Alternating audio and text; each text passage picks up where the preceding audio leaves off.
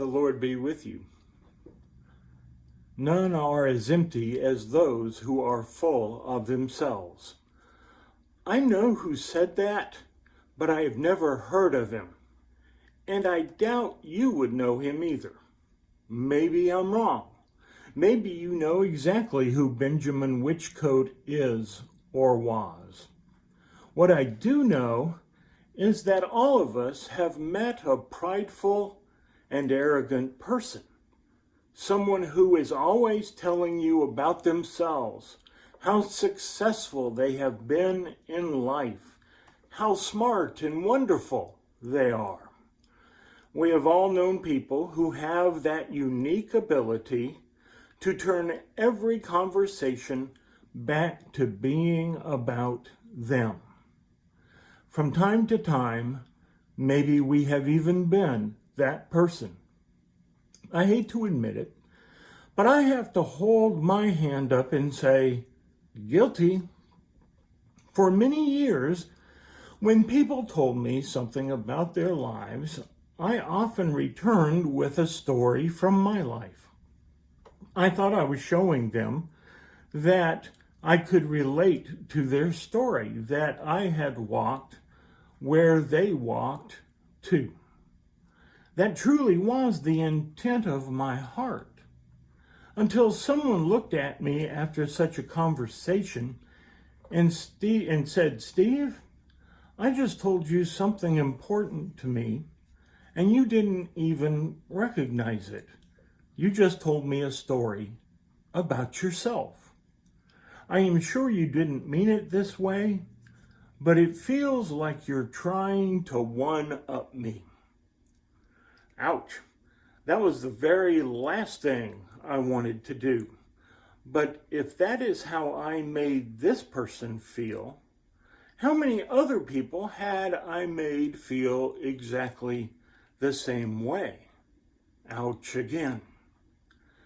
Just to let you know, I'm still working on this one.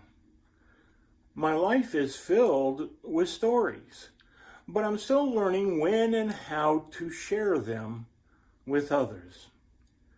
It's not easy for me to figure out.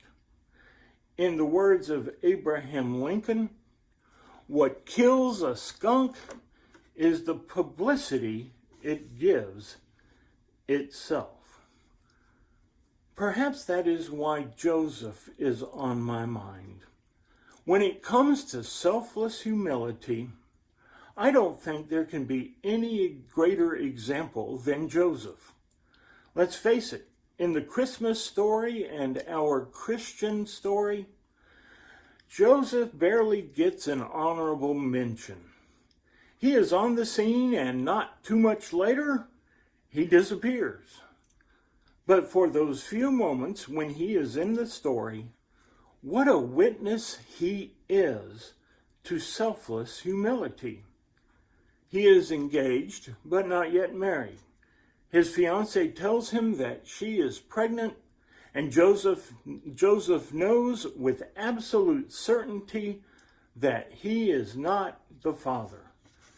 The Bible doesn't specifically tell us that Mary told him the news, but he had to find out from someone. And Mary was the only one who knew. Joseph would have been fully within his legal rights to have her killed for such a violation of their relationship.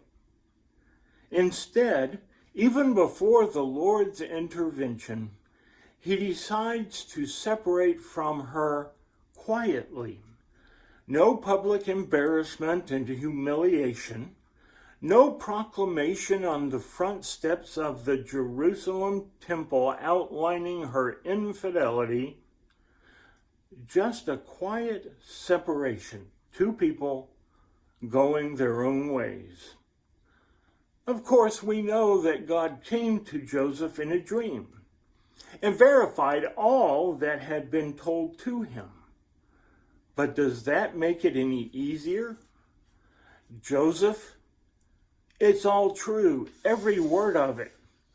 By the way, Joseph, you do realize that this means you are going to be the father of God, don't you? Humility absolutely required.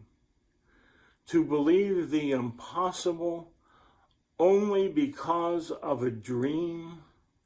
To know that your life will now be thoroughly dedicated to raising God's son. How does someone do that? We do know that Joseph lived at least through 13 years of Jesus' life. We know that in those years he taught Jesus the skills of a carpenter, the creator of the cosmos, learning how to cut, sand, and fashion wood. What superhuman humility is required for that to happen? And then Joseph is not heard from again. Joseph, however, is hardly a bit player in God's drama. His appearance in the story might be brief, but what is powerful and amazing is his witness to selfless humility. That is the way of our God. There are names mentioned in the lineage of David whose stories we barely know.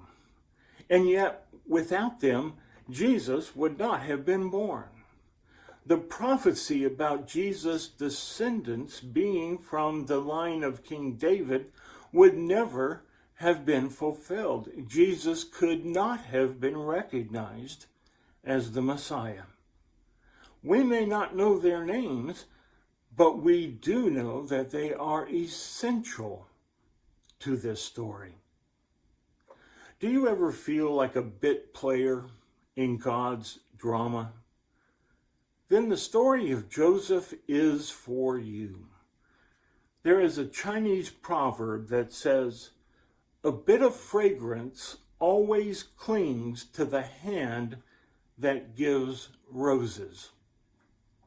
Spend your life giving roses. That is obviously what Joseph did. And look what happened.